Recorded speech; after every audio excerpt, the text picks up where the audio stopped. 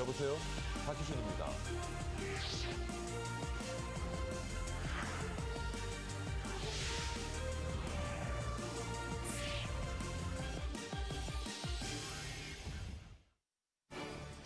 뉴욕 증시 머니24 헤드라인입니다. 뉴욕 증시는 노동 생산성이 7분기 만에 가장 큰 폭으로 떨어졌고 주간 신규 실업 수당 청구 건수가 전망치를 상회하는 수준으로 발표되자 경기에 대한 우려감이 악재로 작용하며 하락 마감했습니다. 유럽중앙은행 ECB가 기준금리를 현행 0.75%로 동결했습니다. 지난해 미국의 4분기 노동 생산성이 7분기 만에 가장 크게 하락한 것으로 조사됐습니다. 북한의 무역회사와 각 기관이 중국의 금융 제재 가능성에 대비해 각종 대비책 마련에 분주한 것으로 전해졌습니다. 국내 4대 금융 지주의 실적이 일제히 약화되며 총 순이익이 15% 줄어든 것으로 나타났습니다. 최근 즉시연금 가입이 급증하면서 가입액이 3조 원을 넘어선 것으로 조사됐습니다.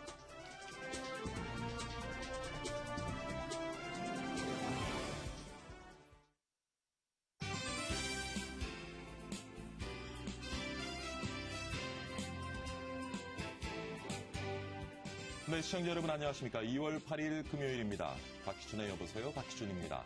설 연휴를 하루 앞두고 한파가 찾아왔습니다. 영하 15도를 넘는 강추위가 왔는데요. 정말 아침에 출근하는데 무척 춥더군요. 귀성길 준비하는 분들 옷차림 단단히 하셔야겠습니다.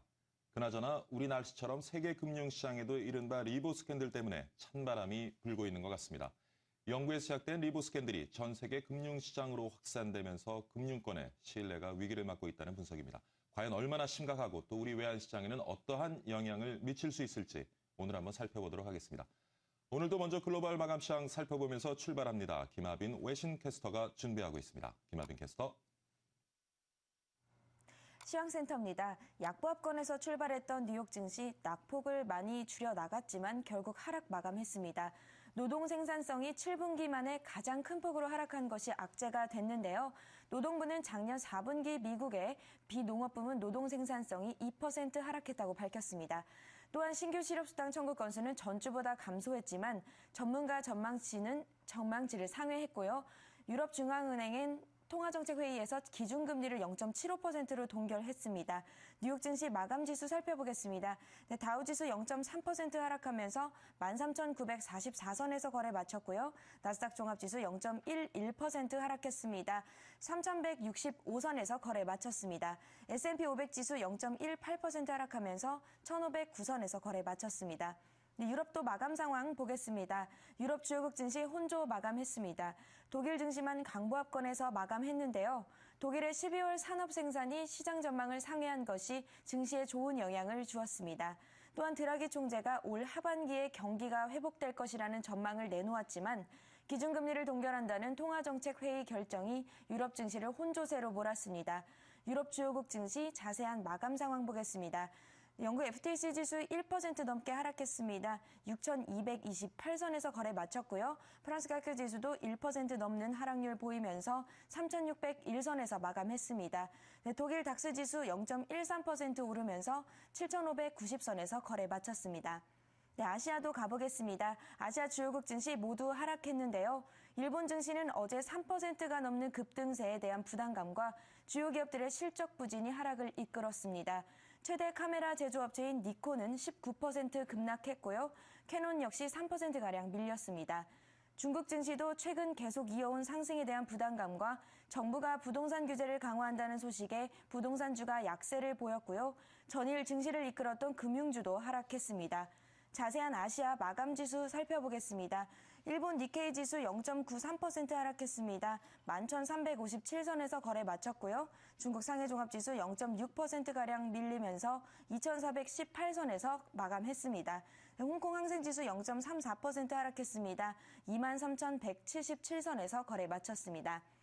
환율도 보겠습니다. 어제 외환시장에서 원달러 환율 소폭 올랐습니다.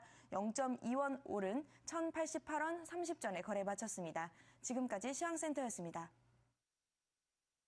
네, 글로벌 마감 시장 살펴봤고요. 이번에는 우리 시장 살펴보도록 하겠습니다. 국내 경제 이슈를 중심으로 살펴보는 오늘의 투자 전략 시간입니다. 오늘은 메리츠 종금증권의 명동지점 김종욱 부장 모시고 함께 얘기 나눠보도록 하겠습니다. 안녕하십니까? 예, 안녕하십니까? 설 연휴를 앞둔 금요일 조금 마음이 들뜨는 것 같습니다. 예, 예. 자, 어제 코스피 1930선 간선히 지지를 했는데요. 예, 엿새 동안 계속 하락세를 지금 이어가고 있습니다. 예, 맞습니다. 어제 우리 증시 정리 좀 해주시죠. 예, 어제 코스피 지수는 교수님 말씀대로 여섯째 하락하면서 1931.77포인트를 기록했습니다. 1930선이 겨우 예. 턱걸이를 한 양상을 나타냈습니다.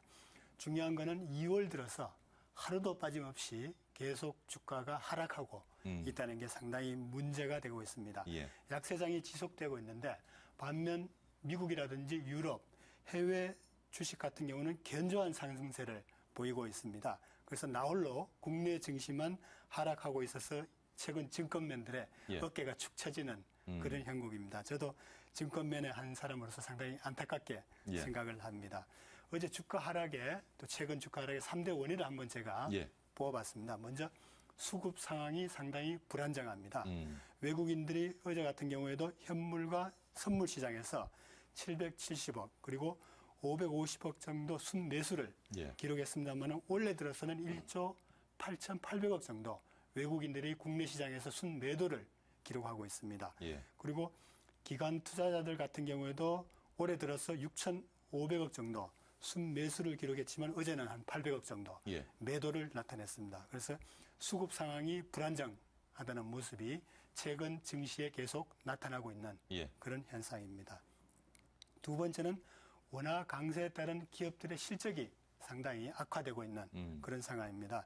미국이라든지 일본의 유동성 공급 정책으로 인해 가지고 원화 강세, 예. 또 글로벌 환율 정책 등등 많이 나왔지 않습니까? 최대 피해 국가가 또 우리 한국이라는 얘기가 있습니다. 그래서 그렇다 보니까 IT라든지 자동차, 철강 업종을 중심으로 한 기업들의 실적 악화가 특히 이들 종목들이 시가총액 상위 종목을 예. 형성하고 있습니다. 그래서 실적 악화로 인한 매수세가 실종된 상황입니다. 그리고 마지막으로 증시 주변 환경이 그렇게 녹록하지 않다고 봐야 될 것 같습니다. 기술적으로 최근에 뉴스의 헤드라인을 장식하고 있는 북한의 핵 문제 예. 같은 지정학적 문제라든지 또 유럽의 정치적인 불안정으로 인한 유로존 리스크 예. 등등이 우리나라 증시 주변을 상당히 짓누르고 있기 때문에 아마 당분간은 이런 약세 국면은 좀 불가피하지 않을까 그렇게 보고 있습니다. 예. 네, 말씀하신 대로 최근 코스피 수급 상황 계속 불안한데 언제까지 이런 불안한 상황이 좀 이어지겠습니까? 예, 주식시장의 수급 상황이 상당히 불안정하면서 약세 예. 국면이 나타나고 있는데 예. 교수님도 아시다시피 전강 후약, 장 초반에는 약간 강세를 나타내다가 예. 장 후반에는 주가가 이게 떨어지는 예. 그런 모습이 1월 1일부터 어제까지 27 거래일 동안에 거의 18일 정도 예. 67% 그런 현상이 일어났습니다. 예. 예년에 비해서는 상당히 많은 현상이 일어나고 있는데 그만큼 우리나라의 증시 상황이 취약하다는 예. 것을 볼 수가 있는데 가장 결정적인 원인이 교수님 말씀하신 대로 수급 상황이 예. 불안정한 원인입니다. 그걸 한번 제가 두 가지 정도로 살펴봤는데 첫 번째는 올해 1월 중순부터 예. 뱅가드 펀드의 벤치마크 변경이 가장 큰 직접적인 원인이라고 생각됩니다. 세계적인 상장 지수 펀드 ETF라고 하죠. 운용사인 뱅가드사의 벤치마크 지수 변경으로 인해서 하루 1월 중순부터 800억 정도 국내 주식을 내다 팔아야 되는 예. 그런 수급 상황이 안 좋은 그런 상황이 나타나고 있고 아까 말씀드린 것 같이 두 번째로 외국인의 매도세가 올해 들어서 1조 8,800억 정도 예. 계속되고 있는 상황으로 인해서 두 가지 원인이 현재의 수급 상황을 불안하게 하는 원인이 된다고 볼 수 있겠습니다. 하지만 뱅가드사의 벤치마크 변경에 따른 외국인들의 매도 현상은 일단은 당분간은 예. 불가피할 것으로 보입니다. 그리고 하지만 원화 강세나 약세에 따른 그런 현상은 앞으로는 수급 상황이 약간은 진정되는 그런 국면이 나타나고 있습니다. 그래서 최근과 같은 최악의 상황은 지난 것으로 보여서 아마 수급 상황도 다소 개선될 여지가 보일 것으로 생각이 되고 있습니다. 자, 외국인 투자들이 한국 시장으로 돌아오면서 수급 상황이 개선될 때 조금 수혜를 받을 수 있는 업종이 있다면 예, 예. 어떤 업종 예상하시는지? 예. 외국인들이 최근 우리나라 주식시장에서 상당히 매도세를 나타내고 있고 반면 해외 주식시장은 견조한 상승세를 보이고 있습니다. 그래서 최근에 제가 보통 이게 기본적 지표라고 하죠.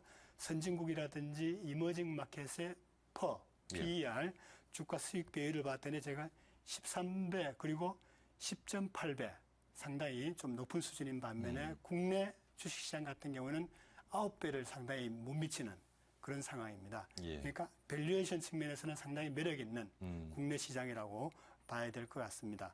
그리고 조금 전에 말씀드렸던 것 같이 원화 강세 강도가 상당히 좀 최근에 약해지는 또 환율 변동성이 어느 정도 진정되는 그런 모습을 보이면서 한국 시장의 부진 요인들이 점차 해소된다고 이렇게 생각을 하고 있습니다. 그러면서 국내 증시의 밸류에이션 매력이 상당히 매력적으로 부각될 경우 외국인들이 어떤 업종이라든지 종목에 대한 관심을 가질까 제가 한번 생각해 봤습니다. 일단 외국인들이 다시 매수를 한다면 관심을 가진 업종으로는 2010년 이후 외국인들의 매매 패턴을 한번 봐서는 일단 전기가스 업종, 그리고 은행, 철강, 증권, IT 업종들이 상당히 좋아 보일 것으로 보입니다. 그리고 외국인들은 또 중소형주보다는 약간 이렇게 그 대형주 중심으로 매수할 가능성이 높아 보입니다. 그래서 중장기적으로 외국인 보유 비중이 어느 정도 되면서 시가총액이 1,000억에서 한 5천억 정도 되는 종목들을 제가 좀 여러 개 있습니다만 한번 뽑아봤습니다. 관련 종목으로는 카프로라든지 대한유화, 그리고 일진 머티리얼스, 그리고 휴맥스 금호전기, 한국철강이라든지 국순당, 포스코 강판, 가온 미디어 등이 좀 좋아 보일 것 같습니다. 그리고 또 외국인들이 특히 지난 2010년 이후 순매수 종목이 컸던 종목 중에서 실적이 최근에 좀 좋아지는 종목들이 있습니다. 그와 같은 종목으로는 삼성전자라든지 SK 하이닉스, 그리고 SK텔레콤, LG 디스플레이, 대우건설, 그리고 휴캠스라든지 LG 생명과학 등이 관심 있게 볼 필요가 있을 것으로 생각이 됩니다. 뭐 요즘 같은 약세장에서 그나마 이제 중국 춘절 수혜주가 강세를 좀 보이기는 하는데 지금 투자하기는 좀 늦었다고 봐야겠죠. 제 생각으로는 지금 투자해도 그렇게 늦지 않지, 뭐 늦지 않았다고 생각이 됩니다. 아까 말씀하신 대로 우리나라의 최대 명절인 설날이 일요일로 다가왔습니다. 중국 최고의 명절인 춘절이 이번 주말부터 거의 한 일주일 동안, 거의 연휴 포함해서 한 9일 동안 휴가 비슷하게 연휴가 시작이 됩니다. 중국 춘절 같은 경우는 여러분들도 아시다시피 막대한 인구 이동, 그리고 명절 물품 구입, 또 외식이라든지 숙박, 선물 교환 등 중국 최대의 소비 시즌입니다. 그래서 중국의 소비와 관련되는 국내 종목들에 대한 관심이 상당히 높아지고 있습니다. 중국인들의 소비 패턴을 제가 한번 보면은 내부 소비, 그리고 해외 소비, 그리고 틈새 소비, 이렇게 한 3가지 정도로 나눠볼 수가 있는데, 내부 소비와 관련해서는 신용카드라든지, 그리고 홈쇼핑, 인터넷 쇼핑, 또 유통, 화장품, 음식료 등에 대한 소비가 상당히 증가하고 있는 상황이고, 그리고 해외 소비 관련해서는 카지노라든지 여행, 백화점, 그리고 호텔 관련 이런 종목들이 상당히 좋아 보일 것으로 생각이 됩니다. 춘절 기간 중에도 중국 관광객들이 많이 늘어날 전망이죠? 국내 같은 경우는 거의 한 6만 명 정도 유입될 것으로 기대를 하고 있습니다. 이들 소비 관련주들을 제가 한번 살펴봤는데 특히 베이직 하우스가 있습니다. 이 종목 같은 경우는 중국 관련 매출이 전체 매출의 한 68% 정도를 차지하고 있고, 의류업체죠? 그리고 오리온 과자 제과업체라고 할 수 있죠. 중국 매출 비중이 한 50% 정도 되면서 중국 시장의 매출 확대로 상당히 기대가 되는 종목입니다. 그리고 국내 여행주 같은 경우는 아까 말씀드린 대로 한 6만 명 정도가 중국 관광객이 한국을 방문할 것으로 생각되는데, 하나투어 같은 경우는 연초 이후에 거의 한 17% 주가 상승이 계속되고 있습니다. 앞으로도 조금 이어질 것으로 보이고, 그리고 모두투어, 또 호텔신라 같은 경우에도 관심 있게 볼 필요가 있을 것 같습니다. 그래서 아까 말씀드린 베이직하우스라든지 또 빙그레, 또 CJCGV 같은 경우 상당히 매력 있는 종목이고, 관광객 증가로 인해서 아까 호텔 신라에 말씀드렸지만은 또 카지노 업계도 상당히 좋을 것으로 보입니다. 같은 경우는 파라다이스라든지 예. GKL 예. 같은 종목이 좋아 보일 것으로 생각됩니다. 예. 자, 이제 뭐 이번 이제 설 연휴가 다가오는데 설 연휴 이후에 우리가 좀 주목해야 할 경제 지표가 있다면 예, 예. 어떤 것들이 있겠습니까? 경제 지표와 주요 일정 예, 좀 등이 살펴봐 주시죠. 주식시장의 향방을 예. 결정하는 주요 변수입니다. 설 연휴 이후에 예정된 경제 일정 등을 한번 살펴보면은 환율 변동성과 예. 관련된 글로벌 재무장관 회의가 계획되어 있습니다. 음. 첫 번째는 오는 12월 유로 재무장관 회의가 열리고 그리고 14일과 15일에는 주요 20개국 예. G20 재무장관과 중앙은행장 예. 회의가 계획되어 있습니다. 특히 이번 G20 재무장관 회의에서는 엔화 약세 기조에 대한 언급이 있을 것으로 보입니다. 또 최근에 일본 정부의 엔화 약세 유도 정책에 의해서 예. 미국과 유로존들의 강력한 저지가 있을 것으로 예상되는데 특히 이번 재무장관 회의에서는 일본 정부의 엔화 약세 유도 정책에 대한 미국의 반발이 좀 강할 경우에는 예. 엔달러 환율이 한 95엔 정도 안착할 것으로 보이지만은 유로존이라든지 미국이 약간 용인하는 경우에는 한 엔달러 환율이 한 100엔 정도로 예. 상회할 것으로 보입니다. 그래서 그 환율 향방을 결정하는 주요 변수가 될 것으로 보이고 두 번째 글로벌 경제 지표 관련해서는 미국의 모기지 은행협회의 주간 주택 융자 신청 건수가 예. 발표됩니다. 그리고 1월에 수입 물가 지수 그리고 1월 소매 판매액 지수가 현지 시간으로 13일 수요일에 발표될 계획입니다. 그리고 국내에서는 13일에 1월 실업률 예. 그리고 1월 수출과 수입 물가 지수가 발표되고 14일 목요일에는 한국은행의 2월 금융통화위원회가 개최되는데 현재 2.75%인 예. 기준금리 동결 여부가 결정이 되고 그리고 금리는 일본 어떻게 움직이려고 보세요? 제 개인적인 생각으로는 예. 이번에 동결되고 음. 또 박근혜 정부가 신정부 출범 이후에 예, 그때 아마 하락이든지 예. 조정이 될 것으로 보입니다. 음. 그리고 마찬가지로 14일 목요일 일본 은행도 예. 또 정책 금리를 결정하고 또 14일 목요일에는 옵션 만기일이 겹치면서 변동성이 약간 심할 것으로 생각이 됩니다. 그래서 이런 일정들을 메모를 해 두셨다가 투자에 참고하시면 도움이 될 것으로 생각이 다음 됩니다. 주에는 굉장히 많은 경제 일정들이 예정돼 있군요. 예, 그렇습니다. 예, 잘 하여튼 살펴보고 투자 의사결정해야 될 것 같습니다. 자, 또 주목할 만한 이슈 하나가 정부가 주택거래 활성화를 위해서 지금 부동산 취득세 감면을 6개월 연장한다고 발표를 했습니다. 예, 예. 그런데 건설주는 조금 반응이 미지근한 것 같습니다. 예, 어제 같은 경우에도 그와 같은 정책이 발표됐음에도 불구하고 예, 예. 뭐 GS 별 건설이라든지 움직임이 없었죠. 예, GS 건설이라든지 또 한라건설 예, 예. 그리고 동부건설 등이 소폭 뭐 상승했을 뿐 별 움직임 없는 예. 뭐 그런 적절한 장세가 이어졌습니다. 교수님 말씀하신 대로 정부가 주택거래 활성화를 위한 부동산 취득세 감면을 6개월 예. 연장을 하면서 건설주들에 대한 관심이 높아지고는 있습니다만 약발은 그렇게 많이 받지 못했던 것 같습니다. 특히 대통령직 인수위원회가 취득세 감면 외에도 뭐 분양가 상한제 폐지라든지 다주택자 여러 주택을 보유하고 있는 다주택자에 대한 양도세 중과세 폐지 그리고 재산세 감면 등의 추가적인 세제 지원을 예. 하면서 주택 정책에 대한 이슈가 주가에 앞으로는 좀 영향이 미칠 것으로 생각이 됩니다.